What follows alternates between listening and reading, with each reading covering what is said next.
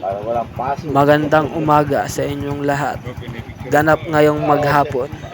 Para Kain na na, almusal. Kain na na.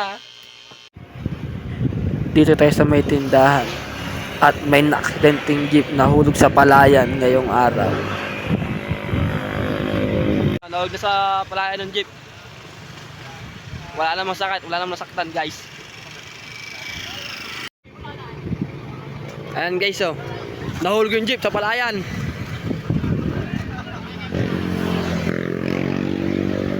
Nahulog.